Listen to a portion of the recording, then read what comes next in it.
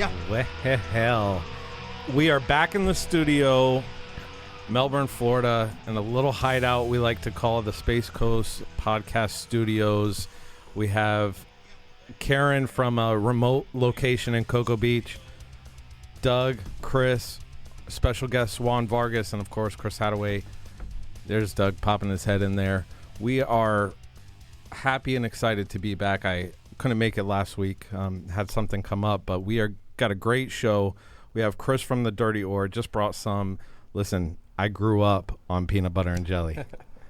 And then there's this whole peanut butter jelly time thing that, you know, we laugh about as cops. I don't know why, it's disgusting, but anyways, Chris, tell us about peanut butter and jelly. Okay, so this is our Petulant Child Peanut Butter and Jelly Blonde Ale. It's brewed with peanut butter and strawberry to give it that strawberry jam quality.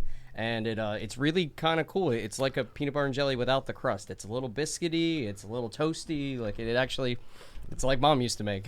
It's right up the alley of the cops because we're all a little crusty. So we bring that to the drink ourselves. The Dirty Ore is back open, and there's a lot of great things always happening there. I've seen you out throughout the community, always doing the support that you managed to pull off. You're a household name now in Brevard County, and we are so appreciative of all of the things that you do for us. Oh, thank you. We always wanted to be a good community partner. I mean, on Friday we did the Village Idiot hosted a block party. Hot Pink played, and all the proceeds went to Children's Hunger Project. So we gave them a $500 donation, as well as we brought a couple of kegs and just gave beer away. 4 donations day of, and we ended up raising another $827. That's amazing. For the Hunger Project. That's amazing. So there's always incredible things. Cocoa Village is starting to really thrive, and if you're gonna find your way to Central Florida, you really have to stop by because there's not only amazing beer, but amazing people that always stop in there, and it's an art gallery. I was actually just given these Thin Blue Line, and they have the Dirty Ore. It's our Mash Paddle logo, superimposed to make the blue line flag, which is awesome. So we're going to get these out through everywhere. Everybody that we can get, you know, that's a first responder or whatever that wants to rock the Thin Blue Line with the Dirty Ore. I love it. Yep, and they're available in the tap room for free. You don't even need to buy a beer. Just come in and say you want one, and it's yours. Awesome. So look around. This is the new wave of the Dirty Ore because I mean you'll get to see who supports you, who's around you. This is excellent. If we find our way to Cocoa Village, where can we find you at? 329 King Street. We are right on 520. If you come off of US 1 heading east, you'll be on the first light you get to is Florida and 520. Right. We're right there on the corner. You can't miss it. And actually, on the roadside, you can actually see the big vats where you make the beer. Yep. The first window you see has the tanks in it. That's awesome. Chris, thank you always so much for what you do, and Paul and all the crew there at Dirty Ore. We are so appreciative. And I think we're going to jump into this. The theme is sniper mindset, training and remaining positive. I think we've all been sniped by somebody, but we're going to rock a great conversation here.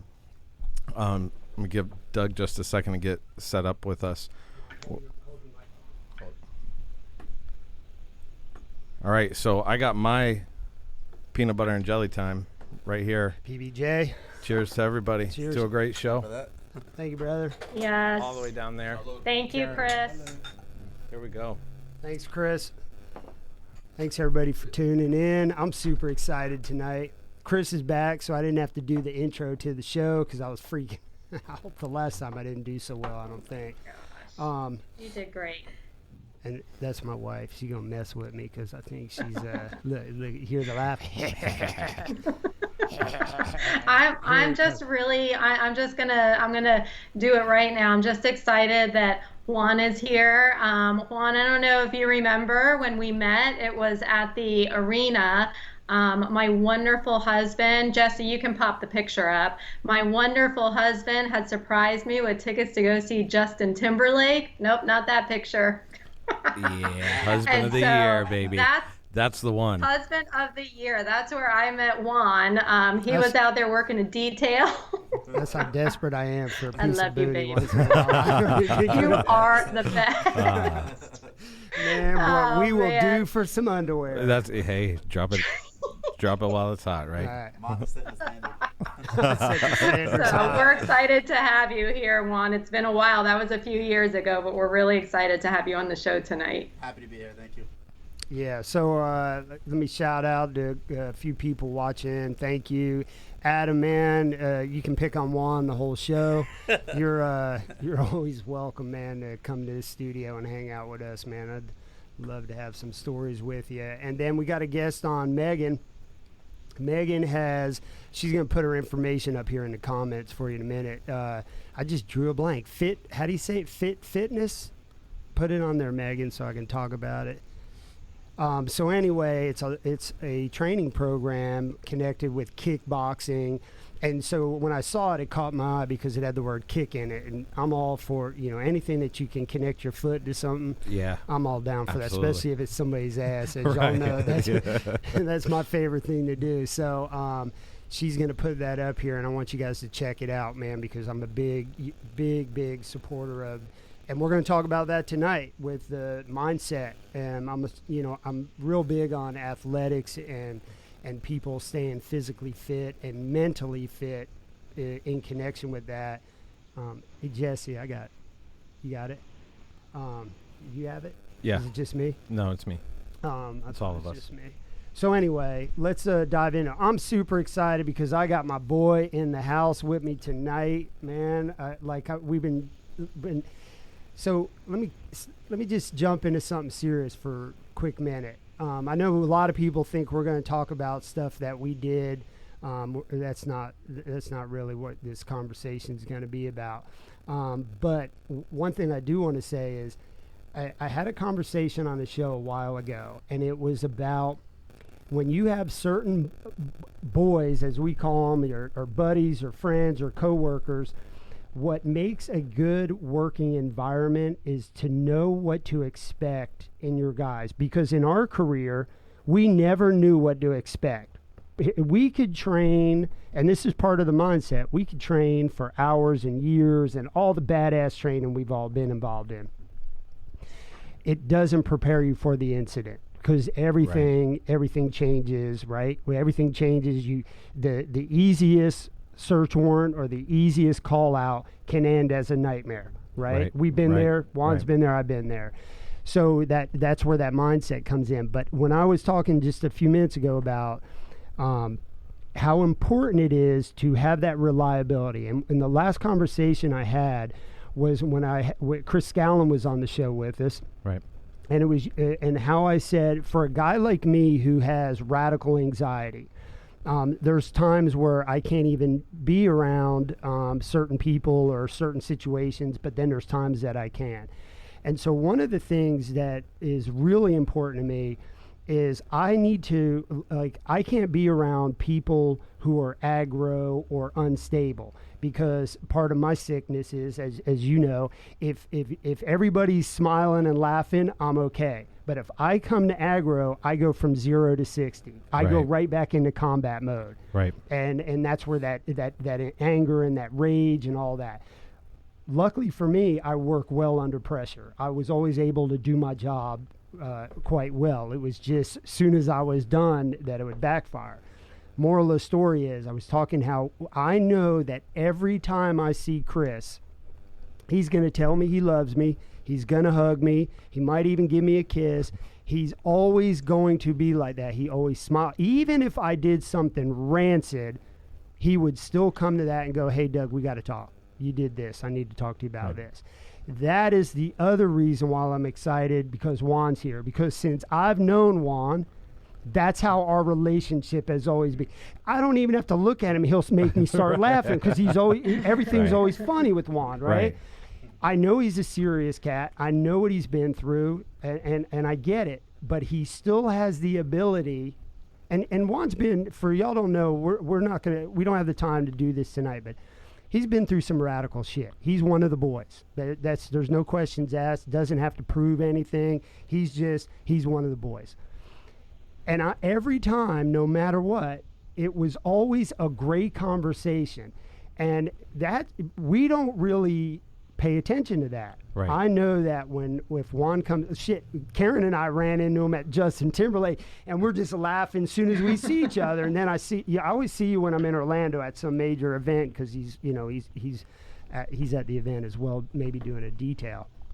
So anyway, that's super important to have those friends in your corner. So as we're talking about it, what I want everybody to do is, I always talk about make your list every week. I say make a list and call one person a day to check on them. Yeah. And that's what I started doing at work. It's usually, I will call somebody from out of the blue that I ain't talked to in a while, because I go through my phone and I look through and I just call, hey man, I'm just checking on you. How you doing? Right.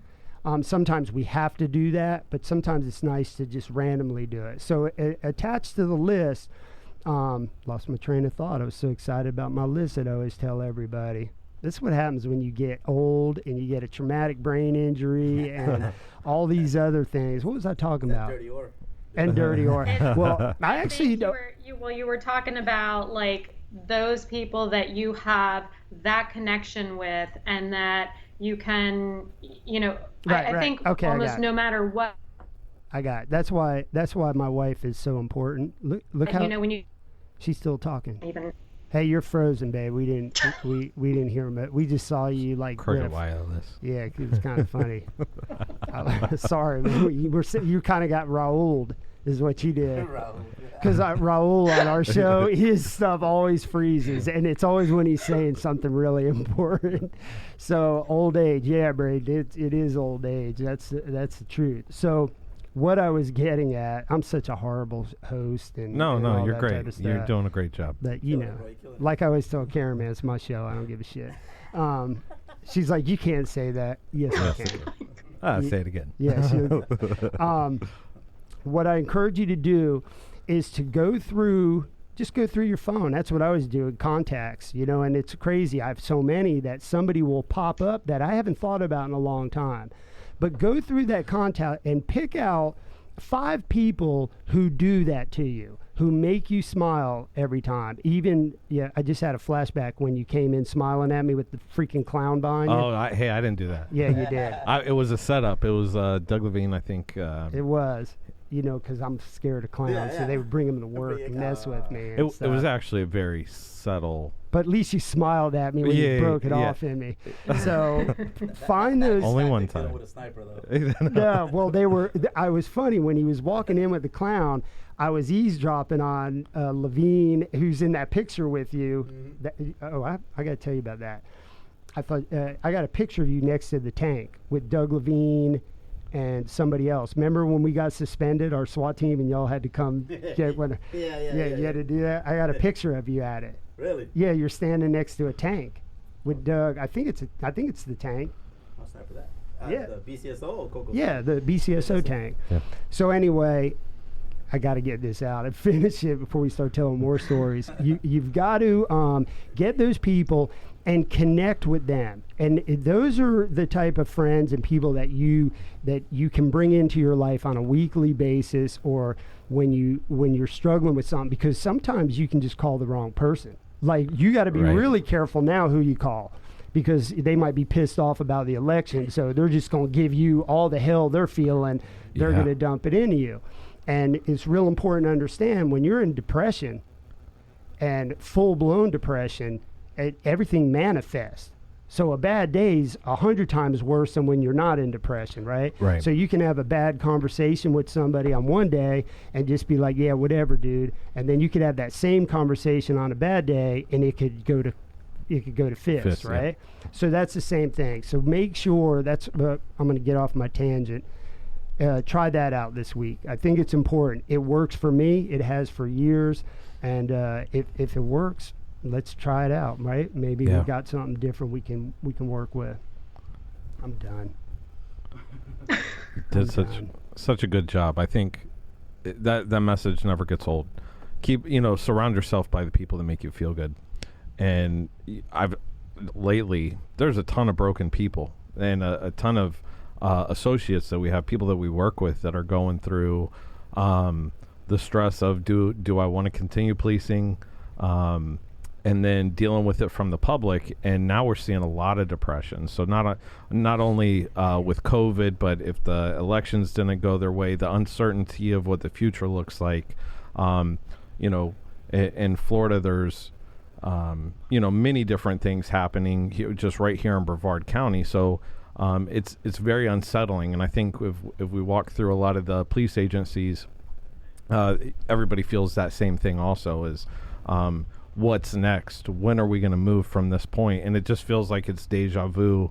Bill Murray and the Groundhog Day, and Groundhog Day. We got to take a break from that and start, doing something. So the quickest way to do it is to move it forward yourself, and surround yourself by those people that lift you up and continue to drive you forward, and don't get stuck in that rut. It's very hard. That's easier said than done. Well, that brings us right into the topic of the mindset. Now is really important time for everybody, and not even for law enforcement, just in life in general. We're living in a national shit show every day, whether you like it or not. And even if you're not directly impacted, you're still being impacted by it, because you're hearing it and you're seeing it and it's flooded. So the mindset is important, which brings us to our topic. So here's a trick question. So just so people know that are watching the show, I don't ever give anybody the questions. I don't write questions. Half time I don't even come with a topic, because it's a conversation. Right. It's just like in the back parking lot. So the mindset question, I know what I need for mindset. What I need for mindset is I need Ironman triathlon. I don't need a 5K. I need Ironman triathlon. I need Alcatraz. I need something that is going to rub my ass in the dirt. Scout Sniper School. Mm-hmm. I needed all those, SWAT school, all that at that magnitude to feed my soul and my mindset. It was always, hey, if I could do the Ironman, I could do this. If I could get through this, and it gave me my confidence. And when I broke my back, I lost that, because it was the first time I physically couldn't do anything. So I lost it in my body, and then I lost it in my head. And at no time did my sniper training or my Ironman, any of this stuff, ever came into play. I never thought about it, because I got so depressed and so burdened by all that. So now's your turn, Juan. The mindset. What's the mindset for you? And you can run with it. You can tell people what you want about your background, what you know about your background, and then also what was the mindset that you use, and what is the mindset? Is that me?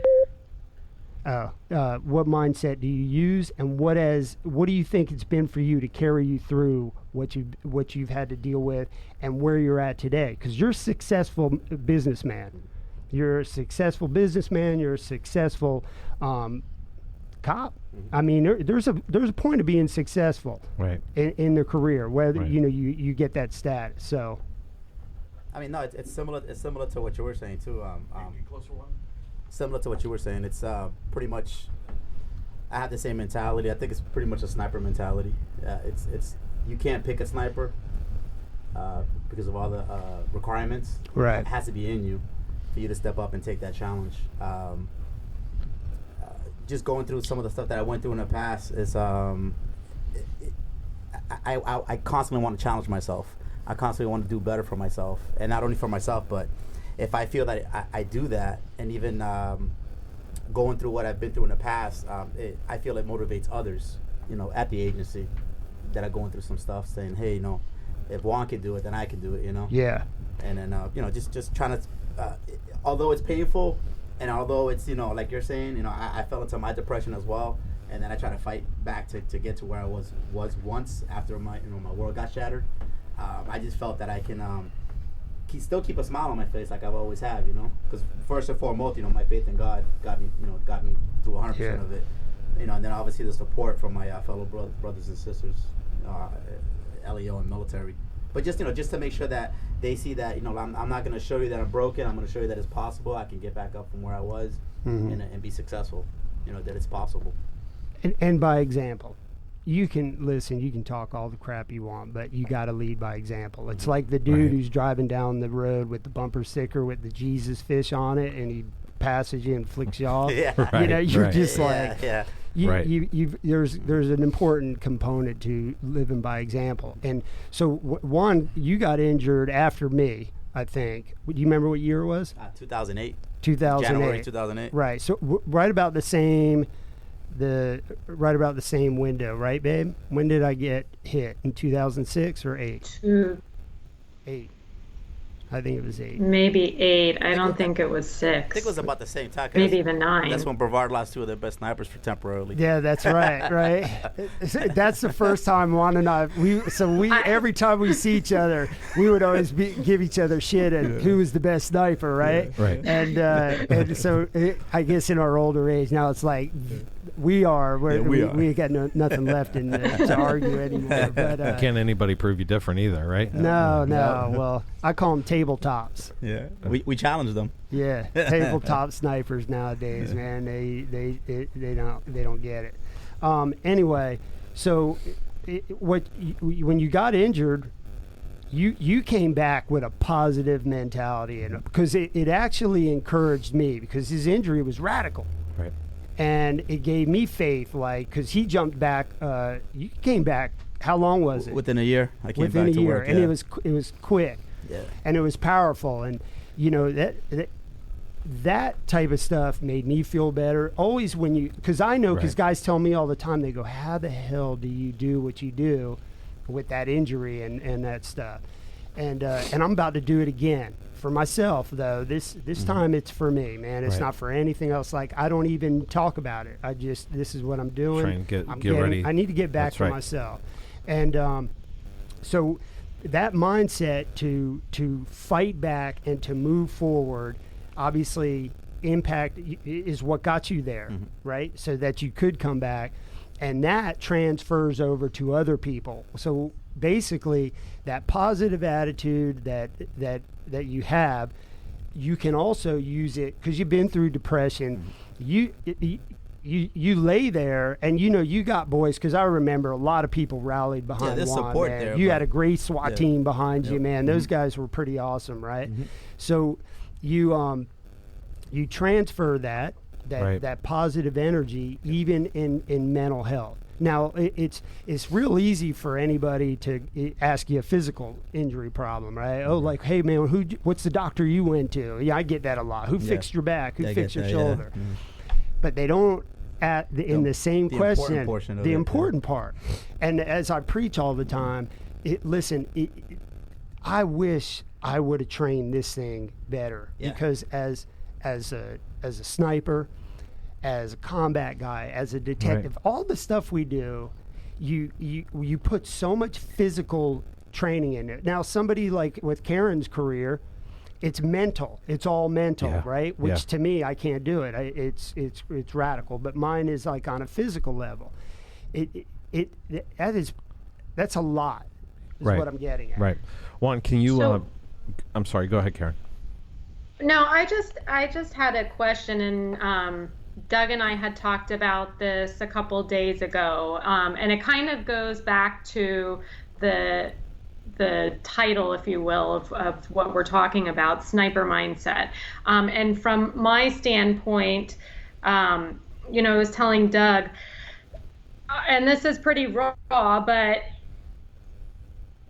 no, you may go ahead and you become a cop and you become a law enforcement officer with the idea that you may have to pull the trigger someday and you may have to take a life. When you get that job as a sniper, it's not really you have to go in with that mindset of you are going to take a life. For me, I have chills just talking about that, but I also think it's very important to talk about what that mindset is, how you stay healthy through that, and for anybody who may, I like what you said, Juan, you don't just get picked for that job. it has to be within you. But then you also think when that's within you, that is, I don't know what the words are to use, but it's not a normal thing to have to take a life, right? And so you have to have an extremely strong mindset going into this job, because it's your job and you have to take that seriously. But then you also, like Doug was saying, he wished he would have prepared this. So how can you prepare this, and then what is that mindset going in? And hindsight, is there anything that you would say to you, Juan or Doug, or Chris, that you can add to it? Is there anything that you would say to someone who is up and coming for a job such as that? I don't know if any of that really makes sense, but I would think it's just such a critical mindset, that job. Well, it's I think it's definitely a challenge just becoming a police officer or deputy sheriff. First and foremost, because just like the military, you have that 1% that step up and are willing to do that battle between good and evil. So I applaud anybody who's even going to the academy, Absolutely. especially in this day and age with everything that's going on.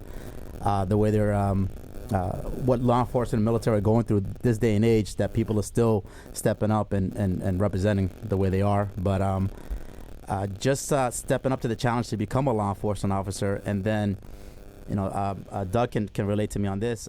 If you want to go to that next level, that's when you join the SWAT teams, and then that's supposed to be a higher level, a bigger calling, and definitely a dedicated assignment.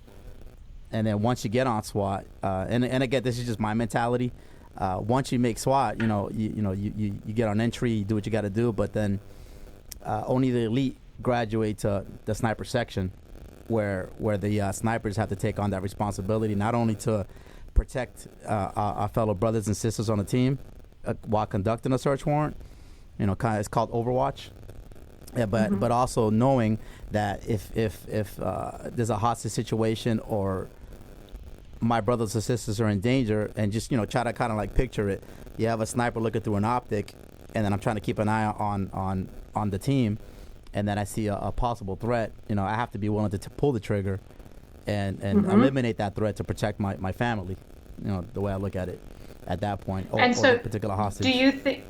Do you think that like you said, like getting to that level, I guess all of that kind of somewhat prepares you for that job? Well, you have to, like I mentioned, earlier, like with the military, you have to take a psychological eval to make sure that you fit one of the requirements to become a scout sniper in the military. You got to be a little bit of crazy and a little bit of sane. Yeah, roger that, sir, roger that. Yeah, you have to be willing to, like the public will look at us and say, oh my God, this guy's, like you mentioned earlier, like, what kind of person can just take another, human being's life, but. And I don't mean it like that. No, I understand the way you mean it. It's to me, it's a bad guy, and it's like I said, good versus evil. So it's something that we have to do to maintain peace, law and order. So it's not, like snipers are out there, just wreaking havoc. No. Yeah, no. Absolutely not. I just, as Doug and I were talking about it, and we were talking about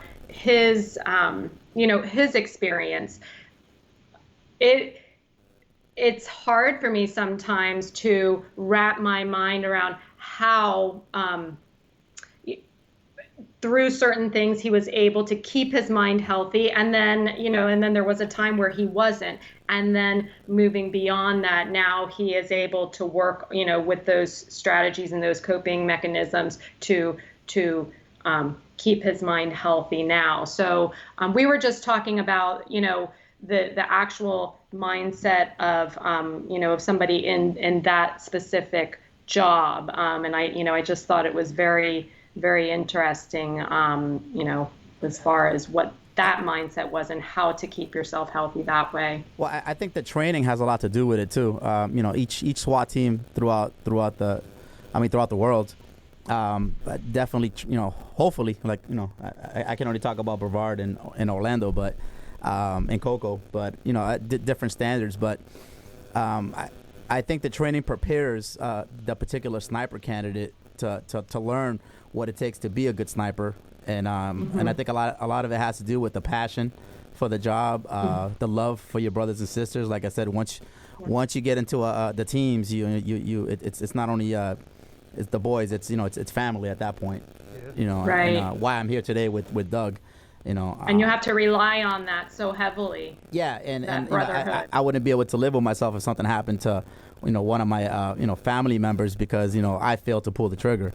So that's something that if like you were saying, if I can advise anybody that's coming through the ranks that wants to be a sniper, it would be to definitely take the training seriously, be passionate about it, and understand that, like you're saying, that one day you will have to pull the trigger. And have to deal with that, and that alone, like Doug was saying, we train for the possibility of us actually pulling the trigger and seeing this bad guy in our optics. And it's like you're never fully prepared. Yeah, you're never fully prepared, and it's like like a lot of people always ask me, like, how does it feel? And it's like I like to relate to like the regular sniper movies where, for some reason, it's crazy. Like how like in the sniper movies and games, sniper gets on a bad guy, and then all of a sudden the bad guy kind of looks at the sniper, and it could be like 1,000 meters away, but it's they like never see you. Yeah, they never see you, but they feel it, and they kind of like in your direction, and you're like, and then as a sniper, you're like, they feel like they're the prey. Does he see me? Yeah, the prey mentality. Yeah. Exactly, and then and again, it's like a kind of like a mind fuck, because you look at this bad guy, and then you kind of lock eyes, and then at that point it becomes personal. And then, like I said, if you have to pull the trigger, now it's not just a regular person. Now you're actually looking into their soul, ready to pull the trigger.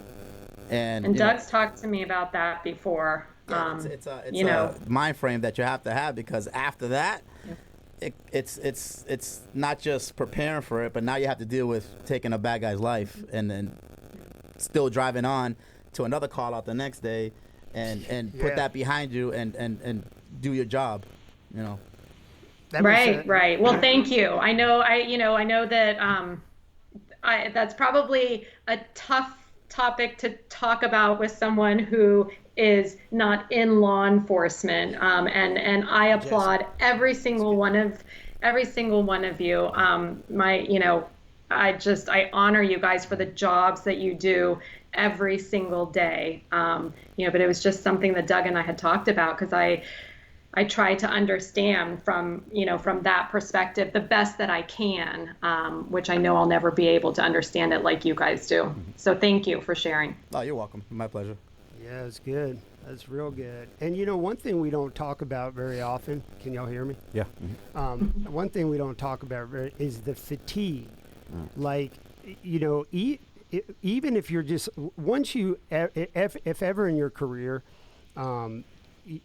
I think you were in Afghanistan. We had this one call out, and I think you were on the team. We had a search warrant up by like Candlewood, or not a search warrant. We had a call out. Guy had shot at his girlfriend, had her hostage, and I had gotten the message that when he comes to the door, you got to get him, and I was prepared, man, and I must have laid there. It could have been a 6-8 hour ordeal. It was all night long, right? It was a long time, and man, I just sat there for so long, looking through that scope, knowing that, so this dude's got an AK-47, and we're at not Candlewood, but to the place next to Candlewood, on Fisk. Yeah, on Fisk. 800 Fisk. No, it was between 1050. 800 and Candlewood, Yeah. which is on the corner. Windover. Windover, Yeah, right? Yeah. I It remember was that the place. Windover. It was the Windover call out, and I just and then you just leave and go back to work or go to the next call, and it was hours and hours and hours, and trust me, I like every minute of it. I have I have no regrets of that. I loved my job, and Sleep like And- a baby. Yeah, you know, I don't now, but back now, as you get older, you sleep less. Like, you know, once you hit 50, you're down to like 4 to 6 hours of sleep if you're lucky. I can't. I don't have my glasses. I can't read any of the comments if they're good ones. To have the physical and mental ability to be a sniper has to be insane. Staying focused and staying awake takes a lot of skill, mentally as much as physically. Thank you. Great information tonight. Yes, sir. Thank you, Braden. Yeah, it's taxing, and to have a positive attitude that I'm good with you guys, but like on the average day, if you don't know me or we're not connected, as poor Karen deals with it every day. You know, Thank you for your I always have that look on my face, like, who wants to fight? Kill, you know, right. yeah, I'm in kill mode all the time, and I'm just aggro and like that. So I need. Oh my that. gosh, even on Saturday at that fundraiser. I She looked may- at I him, gotta I'm go like, to- you I gotta look like get- you're gonna kill some. I was talking some serious shit, babe, and you just cut me right out with some funny stuff. But she Funny. takes me to a fundraiser. Right. It's a CrossFit gym, and like people are freaking doing push-ups, and kids are running around. That is not And fun. I'm in the corner, just like, I'm gonna shoot one of these kids. The first kid Right. that comes up to him, he's getting it. And it was just, and I don't know nobody. I knew Craig Carson. He was there. I And felt. Kim. And Kim, yeah, Kim was there too. But when I first walked in, I could see his shadow. Like I knew it was Craig by the shadow, like all the way across the gym. So I instantly said, "Okay, now there's two of us in the room." Right. You know that mentality, like, oh, there's two of us in the room now. Counting guns and counting fighters. Right. I'm like, I know Yeah. Craig. I've known Craig my whole career. I know that if something bad went down, he would be right there for me, without a doubt, you know? Right. And those are the important friendships that I was talking about earlier that we always think of all these crazy things, but I knew if I was fixing to go into shit, I know you guys would be on the list that I would call. Oh, I know I need him. I know I need him. And I know they would be there if, just like me, I try to if you know me like that, you know I got your back. Absolutely. And I'm going to come running without a question asked. Those type of relationships, you need to, once again, we're on this conversation, you need to keep them together. That helps keep that mindset that you have. Right. It does for me, and which keeps you more positive, more strong. You feel like you have more support, and that can help you get through the day a little bit easier. So Karen has a job that I don't think any of us would do as far as being a teacher in public schools. And so we're going to marry them together, being a sniper and being a teacher. I think the way that you get there, when you came into law enforcement, you weren't a sniper. You have prior military. And so when you get to the civilian world, back to the United States, and you say, okay, law enforcement is going to be my thing now, you got to work your way through the ranks. And you start in a school, and your first day is like, oh my gosh, what is this going to be? But to be a seasoned teacher and a seasoned officer or a deputy, to get to that SWAT team and then to take that next step, it takes a lot of something, and that something is practice, and that's developing your mind. I want to get up in front of a bunch of kids day in and day out because that's just insanity to me. I don't want to deal with other people's kids. Ooh. But right? Sometimes we need a SWAT team. Yeah, right. But you train yourself every day, and you prepare yourself to make it through that classroom time. When you get into being, on an elite team, being the one, to look through the lens, it didn't just come overnight. It was lots of practice and going through school and building that mindset and preparing yourself and talking through each trigger squeeze and what that means, and then doing it again and doing it again and again until it becomes that mindset, right? So how many hours would you say you spent training, and do you stop training your mind for what, I know doing the Ironman, when do you stop? I mean, you've had surgeries, but you know, you're preparing your mind to just get back into the seat of pedaling the bike, swimming, you know, all those hard things. Your mind can't stop pushing forward, pushing through those next challenges that you face. And you know that whether it's, you know, being fatigued, sitting behind there, like anytime I have to go and shoot, I limit how much time I use my eyes. I will sit there and just relax and breathe, just so I don't get that eye fatigue. And that's just a regular day at the range, you know, when you're, you know, shooting 200, 300 rounds just to, you know, target shoot or whatever. I don't know what that's like anymore. Yeah. I don't, man. I miss it.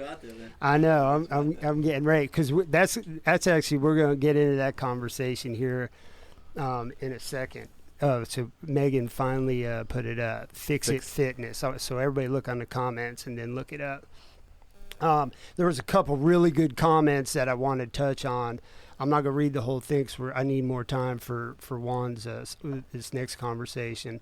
But who was saying something that, you know, having those relationships, they're hard to come by. Oh, now, yeah. That's why it's so important that when you have your friends, take good care of them and appreciate them. There was a funny comment Chris put in there. He said, a good friend will bail you out when you go to jail. A great friend will sit in the cell with you. Right. And as soon as I read that, I was like, well, Chris, you know, you and I are good. Fix it. We'll be in jail before this year is out with the freaking shit we've been partying and playing with lately. But anyway, babe, are you getting serious? Are you about to get serious? I was going to interrupt you for a second with what you said about. Can you hear me?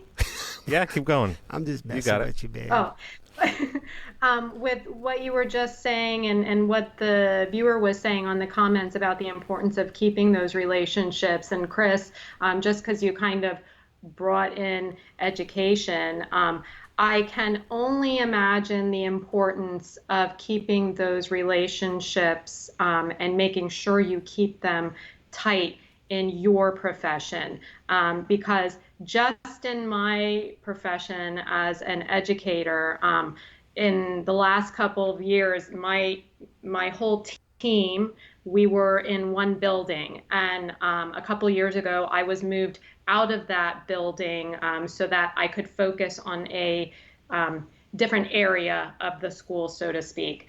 And this year especially, it has been exceptionally difficult for me because I'm not really with my team. And though I have tons of amazing educators that are around me that I am friends with, that are, you know, in the regular building, my actual team and my department, I feel so separated from them this year. And this has been an exceptionally difficult year for education.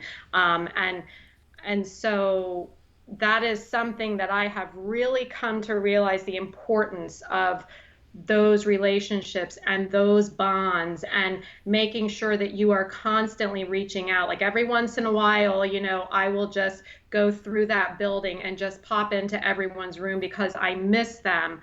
And so I think, you know, if it's that important for me, because I had a breakdown, I don't know, maybe a month and a half ago, to where I, you know, I'm sure Doug remembers, he was like, what in the world is wrong with you? He did not even know how to fix it. I mean, I have never felt that way in my entire life, and I hope I never feel that way again.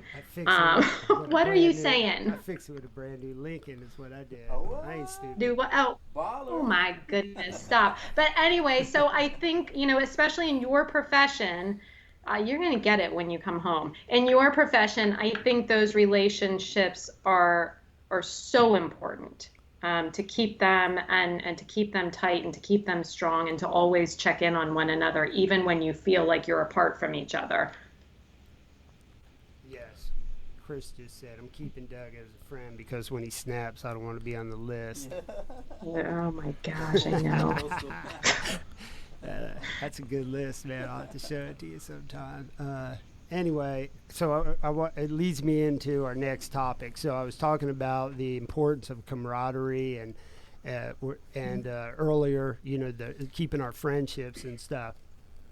So one of the things that Juan's doing is he started training. He started taking his training and sharing it with other people. And I watch it closely because I envy it and I miss it so dearly, So this peanut butter and jelly beer, it's kind of like peanut butter. Like once it's in your mouth, man, it's kind of difficult. No, I gotta keep putting it down. Betty. So anyway, so he developed his own training program. I'm gonna let him talk about that a little bit. But I think it's a great idea, and some of the conversations we had was, what a great way to reintegrate guys who are retired, that like myself. We've had a rough year for retirement. A lot of guys that are retired are really struggling. It's difficult. Like everybody thinks, oh, my life's so great. It is great. I'm not going to say that, but it's not easy being retired. It really isn't. Right. Especially like we were talking about earlier when, it's in you. It's in you, man. Like you guys know me personally. It's in me. Like, man, I'm just a caged animal now. And it's difficult.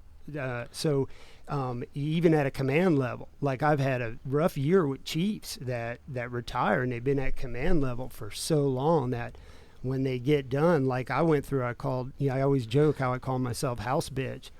I remember calling Karen one time and say, how the hell did I go from a freaking, doing what I did to folding freaking laundry, man? I'm folding freaking towels, man. Like, He's so good at it, though. Hell yeah, I'm good. Hell, I got a lot of practice, man. I've been retired a couple of years now, I think, man. I've been folding towels like a madman. So anyway, I think that the training component is and the reintegration and doing things like that, get around your boys and stuff like that, is a great plan. And that was a big part. Well, obviously the show always goes where the conversation goes, but that was a big part of why I brought Juan on the show. I called him. I'm like, I want everybody to know what you're doing. Right. I mean, everybody, because if you're a guy like us, how many years you been on SWAT now? Oh shit, 6. 6 years. Yeah. He was on a SWAT team and left the SWAT team to go fight in Iraq for 420 something days. How long were you gone? Right at a year, almost 360. Oh, and then you had to go through your other stuff. So you were gone a long time. Trust me, I was counting the days. And to come back and to be back on SWAT and still do it, and you're a detective, like, it's a lot. But what I'm getting at is that camaraderie to go with your boys and do that was helpful, to come back and be with your guys and to get into that. So if you're in it and you think you can handle it, some people can't. I think it's a great idea. So tell everybody what you're doing, what you're offering, and and what they can get out of it. That's really the meat and potatoes. Get nice and close. What's up? Back in 2018, and this is something that I've been wanting to do for years. And on my last deployment, I had one of my close buddies tell me, "Hey, man, I think you should probably open up a company and offer these, services to other people to share your knowledge." And I'm like, because once you're at those specific levels, where we are and stuff like that, I'm extremely humble at what I do. So I mean, in my eyes, anybody can get to the level where we are if they put in the work. So to answer your question, not to jump on topic, but to answer your question earlier, he said, what do you have to do, or what does it take to get that mentality to be a teacher, to be a sniper, to be a SWAT operator and stuff like that, and be successful. Right. And I think it's just something inside you that you need to step up and want to complete a goal. Not for anybody else, but for yourself, like you were saying, Doug. Mm-hmm. And then and setting that goal, fulfilling it, and setting that new standard, and continuing challenging yourself every day. You know what I mean? Right. Because like the first time you did the Ironman, the big something was, it was a big chunk to chew off. Yeah. Yeah. So I mean, and you did it. Now you're a legend. So, yeah. I respect that. You know what I mean? So in my own mind. That's all right. No, but guys like us, have a lot to offer. I think to the law enforcement community, the military community, whether it's during active duty or during retirement for veterans. And like I said, I had this conversation with a fellow recon guy, and we're like, you know what? you know, maybe I'll entertain it, you know. Then when I got back in 2018, I was like, you know what, let me see if I can stop pushing it, and then that's when we created Pink Mist Tactical, you know. And then just to touch on the name real quick, it's a it's a bit of a name of impact in a sense, you know, but it's a sniper community, you know, term. Yeah. You know, so and you can figure it out. Yeah, you can figure it out. Yeah, because I have a lot of students come up to me. They'll take the class, great class, but I have one question. I was like, "What's that?" And they're like, "What does Pink Mist mean?" You'll know one. If you might know one day. Yeah. So I have to like kind of be political about it and say, "Well, you know." He's still working, so he's got to leave that alone. I'll tell you another time, maybe. Exactly, but created Pink Mist Tactical to mainly cater to LEOs and vet and military guys, so we can continue sharpening our skills, maintaining our skill level, and you know, like you guys said, getting together, having fun, you know, blowing stuff up, and you know, having a beer after, you know, enjoying each other's company, and you know, friendly competition. Yeah, absolutely. You know, and then slowly but surely it started evolving into the civilian market, and you know, civilians wanted to a little bit of taste of what we do for a living, you know, and right. You know, and a lot of people blow out shit there, up. yeah, and not get in trouble, yeah. You know, and a lot of people out there, well, you know, I'm sure you guys have gotten approached many a times, you know, like, how is it to be a SWAT operator? You know, what is it to be like a sniper, a detective, you know, right. a cop in general? And I think by giving this the civilian population an opportunity to come train with guys like us, it'll give them a little taste, you know, like you were saying too, Karen, you know, like to give them a taste of what we do on an everyday level. You know, and then I've definitely got a lot of positive comments from current students that they're like, oh my God, you do this on a daily basis, you know, and you guys make it look so easy. And it's not that, but it's like you said earlier too, Chris. It's practice, it's dedication to my trade, to you know my passion to be the best that I can be, so that way I can offer that and set the standard, you know, wherever I go. And you're giving a gift, like we were talking about earlier. Like, how cool would it be for a family? Especially a cop. We were talking about cops and how dad or mom comes home. Hey, Tammy wants to know if Pink Mist is off OBT. I see that out loud. Negative Ghost Rider. Very well. That was a good one, Tammy. I like that. Maybe a different type. That's gross. God, dude. Tammy, you just ruined the whole show with that question, man. I'm not at liberty to say.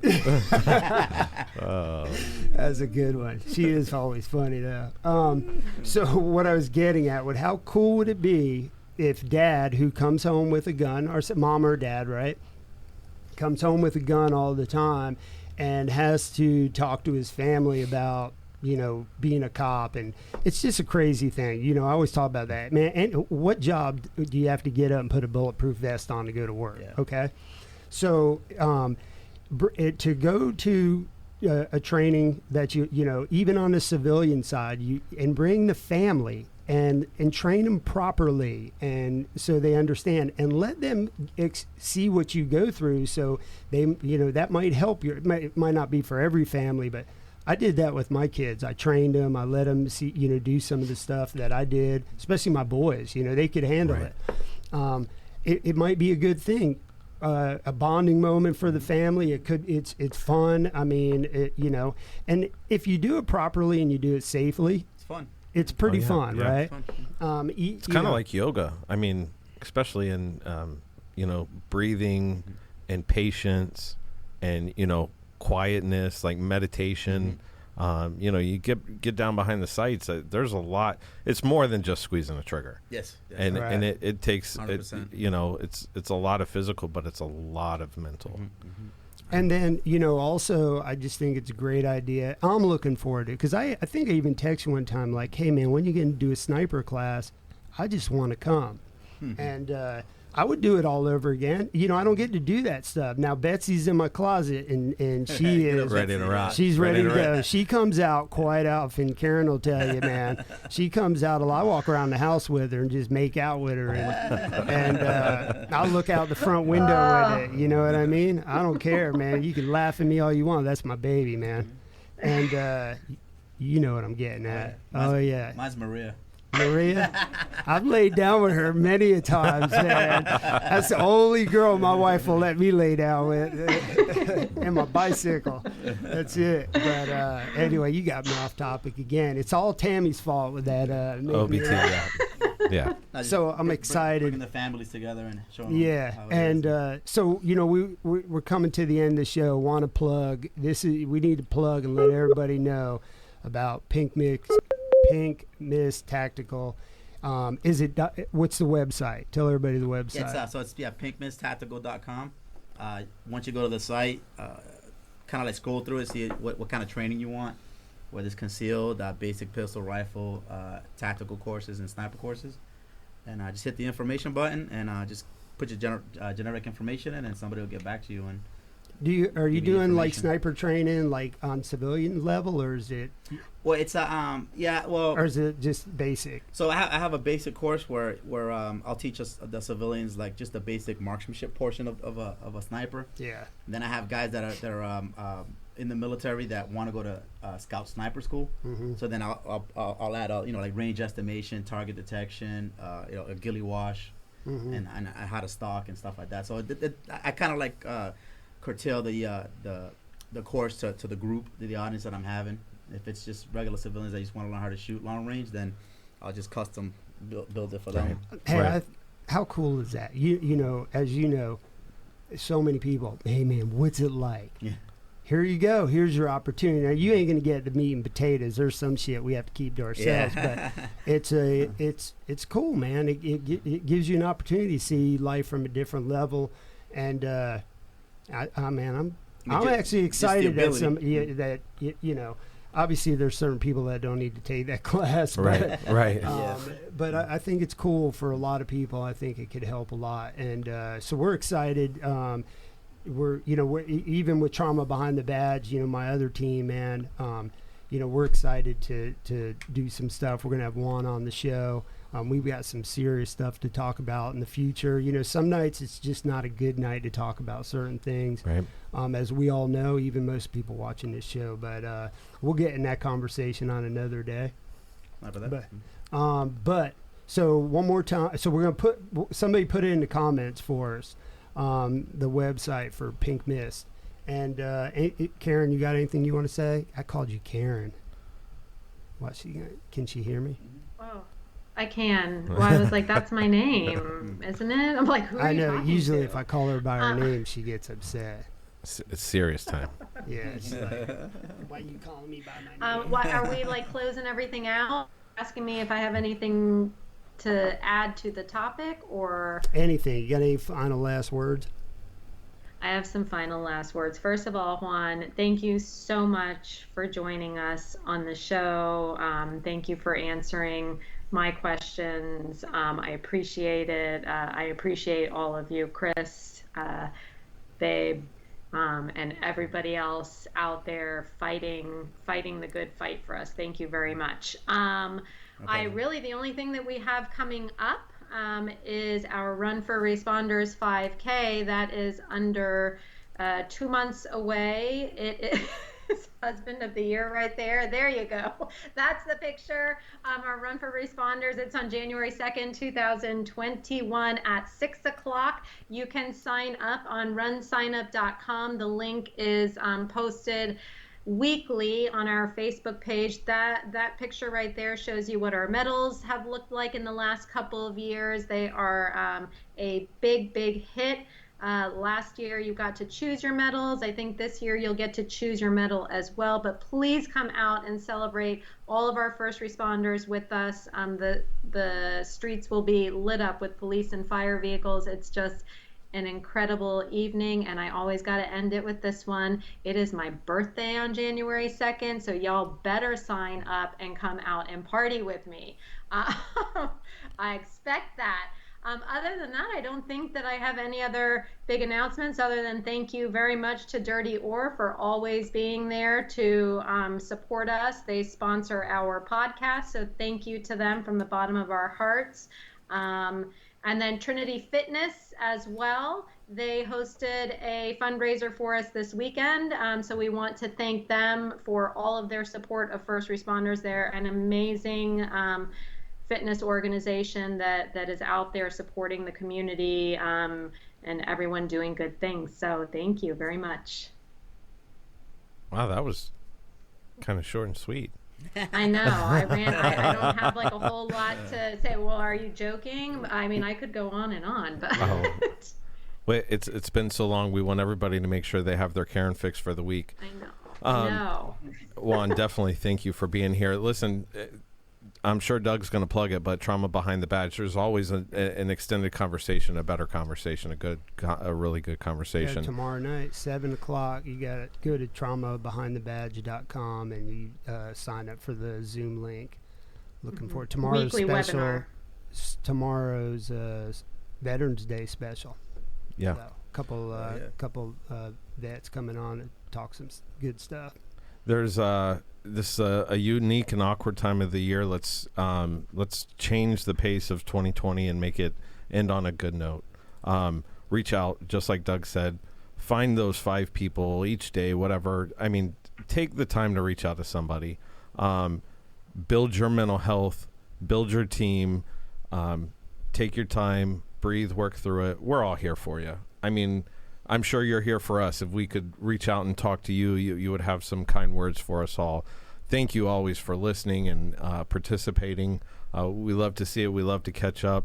We're excited to continue to be able to grow this, and we hope that moving into the new year that we see the better for everybody else. And all it takes is a smile, a random act of kindness, something nice. Be nice, be kind. There's a time to be a sniper, and when you got to do that, put your best foot forward, work hard, train hard, be mentally prepared for what that takes, and that's what I got. Thank you so much. Thanks for being here. That was awesome. Thank you to our veterans. We salute you. Juan Vargas, Pig Misk. I say Misk. Miss. Mist. Can I give You a need quick some shout out? speech I know what therapy? it is, but I just stutter a little bit. Can I give a quick You shout guys- out? Yeah, Yeah, absolutely. you guys- Yeah, it's all I you. just want to reach out to all the Brevard County SWAT guys. I miss you guys.